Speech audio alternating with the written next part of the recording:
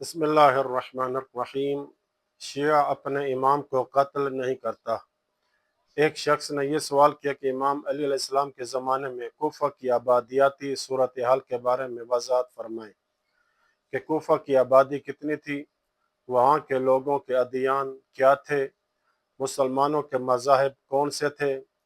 امام علی کے شیعوں کی تعداد کتنی تھی،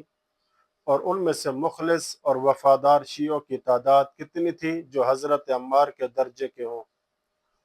کیا امام حسین علیہ السلام کی کربلا آمد کے وقت یہ آبادیاتی تناسب تبدیل ہو چکا تھا؟ اگر تبدیل ہوا تھا تو اس وقت یہ نسبتیں اور تعداد کیا تھیں؟ اس کے جواب میں برنامج موسوعۃ الاسئلۃ العقائدیہ میں موجود علماء کرام لکھتے ہیں کہ پہلے ہم اس بات کو واضح کر دینا مناسب سمجھتے ہیں، وہ یہ کہ بعض لوگ یہ کہتے ہیں کہ امام حسین علیہ السلام کو شیعوں نے قتل کیا تھا۔ یہ بات بالکل خالص جہالت پر مبنی ہے، کیونکہ تشیع کوئی ایسا تکوینی امر نہیں ہے جو انسان سے اس کے رنگ، نسب یا ظاہری شکل کی طرح جدا نہ ہو سکے، بلکہ تشیع ایک اختیاری عمل ہے جو عقیدے و ولایت اور اطاعت و فرما برداری کے نتیجے میں وجود میں آتا ہے۔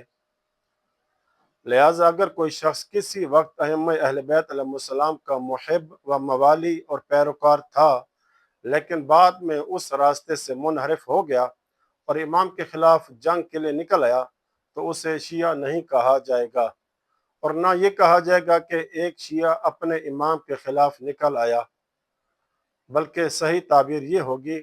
کہ جو شخص پہلے شیعہ تھا وہ اپنے امام سے منحرف ہو گیا اور ان کے خلاف کھڑا ہو گیا۔ ہم سمجھتے ہیں کہ یہ بات بالکل واضح ہے، لیکن ہم نے اس مسئلے کو مزید وضاحت کے ساتھ اس لیے بیان کیا ہے تاکہ ان لوگوں کو جواب دیا جا سکے جو اس موضوع کو بڑھا چڑھا کر پیش کرتے ہیں یا اس کے ذریعے لوگوں کے ذہنوں میں شبہات پیدا کرنے کی کوشش کرتے ہیں۔ اب آتے ہیں اپنے آپ کے سوالات کی طرف کہ امام حسین علیہ السلام کو قتل کرنے والے خود شیعہ تھے یا حقیقت کچھ اور ہے۔ برنامج موسوعۃ الاسئلۃ العقائدیہ کے گروپ میں موجود علماء کرام یوں جواب دیتے ہیں کہ حقیقت یہ ہے کہ یہ ایک ایسا شبہ ہے جسے بعض ایسے لوگوں نے پھیلایا ہے جن کے دلوں میں مرض ہے اور جو مذہب تشیع پر طعن و تشنیع کرنا چاہتے ہیں۔ وہ یہ دعویٰ کرتے ہیں کہ امام حسین علیہ السلام کو شیعوں نے قتل کیا تھا، حالانکہ حقیقت اس کے برعکس ہے۔ امام حسین علیہ السلام کو قتل کرنے والے آل ابو سفیان کے پیروکار تھے۔ اس کی دلیل خود امام حسین علیہ السلام کا روز عاشور ان لوگوں سے خطاب ہے، وَيْلَكُمْ يَا شِيعَةَ آلِ ابی سفیان، تم پر افسوس اے آل ابو سفیان کے پیروکارو، اگر تمہارے پاس دین نہیں ہے اور تم روز قیامت سے نہیں ڈرتے تو کم از کم اپنی دنیا میں آزاد انسان بن جاؤ، اور اگر تم اپنے کو عرب کہتے ہو تو اپنے حسب و نسب اور اخلاق کی طرف لوٹ آؤ۔ دوسری بات یہ کہ علماء رجال میں سے کسی ایک کو بھی یہ نہیں دیکھا کہ اس نے امام حسین علیہ السلام کے قاتلوں مثلا عمر بن سعد، شبس بن ربعی، حسین بن نمیر وغیرہ کے نام شیعوں کی فہرست میں درج کیے ہوں، بلکہ تاریخی نصوص اس بات پر دلالت کرتی ہے کہ وہ عام مسلمانوں کے گروہ سے تعلق رکھتے تھے۔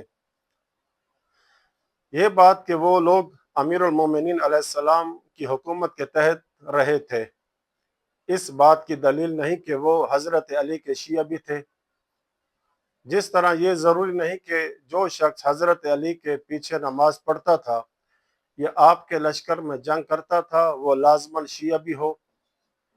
کیونکہ امام علی مسلمانوں کے چوتھے خلیفہ شمار ہوتے تھے، لہٰذا تمام مسلمان اس حیثیت سے آپ کو قبول کرتے تھے، نہ کہ اس عقیدے کی بنیاد پر کہ آپ معصوم ہیں اور رسول اللہ کے بعد بلا فصل خلیفہ ہے۔ اسی طرح یہ بات بھی دلیل نہیں کہ جن لوگوں نے امام حسین علیہ السلام کو کوفہ آنے کے لیے خطوط لکھے وہ سب آپ کے شیعہ تھے، کیونکہ ان میں سے بہت سے لوگ امام حسین علیہ السلام کو ایک عظیم صحابی، رسول اللہ کے نواسے اور خلافت و قیادت کے اہل فرد کی حیثیت سے دیکھتے۔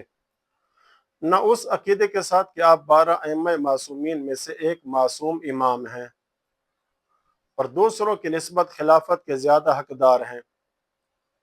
مزید یہ کہ عاشور کے دن امام حسین علیہ السلام اور آپ کے ساتھیوں کے ساتھ ان کا رویہ خود اس بات کی واضح دلیل ہے کہ وہ آپ کے حقیقی شیعہ نہیں تھے۔ مثال کے طور پر انہوں نے امام حسین علیہ السلام پر پانی بند کر دیا۔ اس موقع پر بریر حمدانی نے ان سے کہا کہ یہ فرات کا پانی ہے جس سے عراق کے خنزیر اور کتے بھی پانی پی رہے ہیں، مگر رسول اللہ کے فرزند اور ان کے درمیان رکاوٹ کھڑی کر دی گئی۔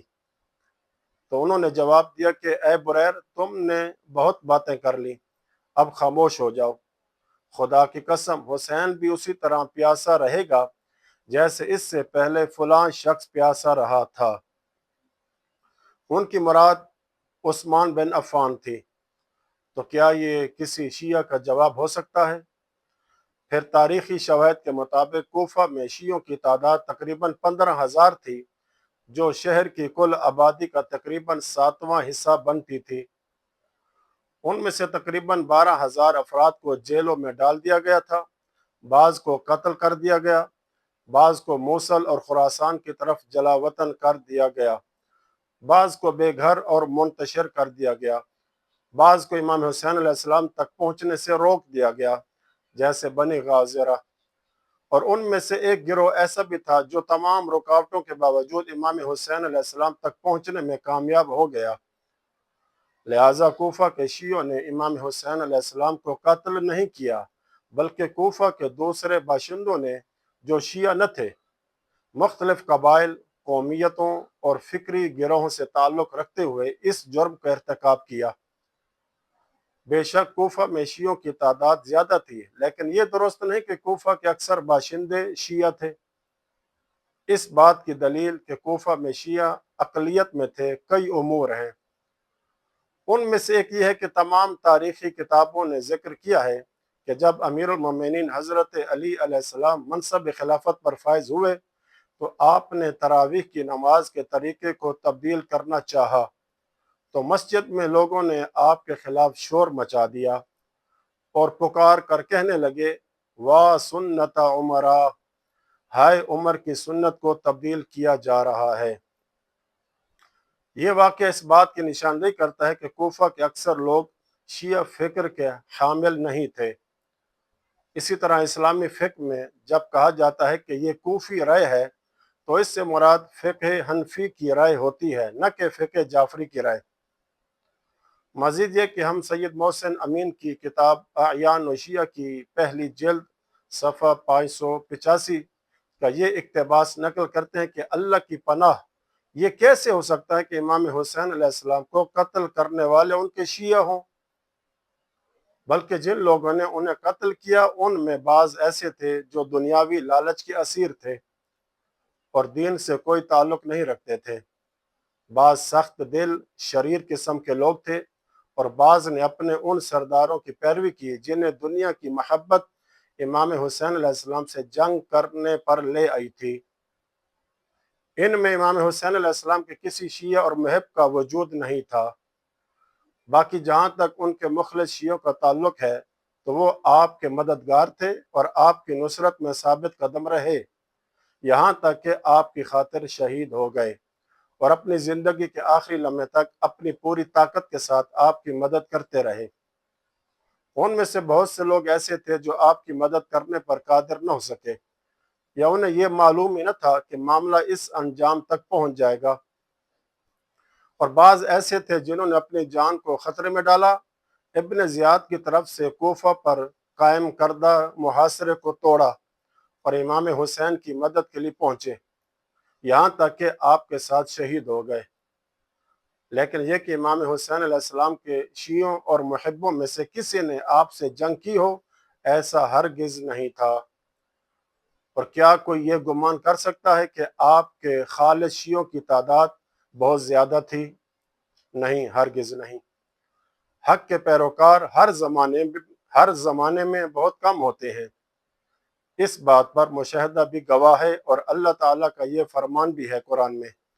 وَقَلِيلٌ مِّنْ عِبَادِيَ الشَّكُورُ، اور میرے بندوں میں شکر گزار بہت ہی کم ہیں۔ مزید یہ بھی کہا جا سکتا ہے کہ کوفہ کے شیعہ دو قسموں میں تقسیم تھے۔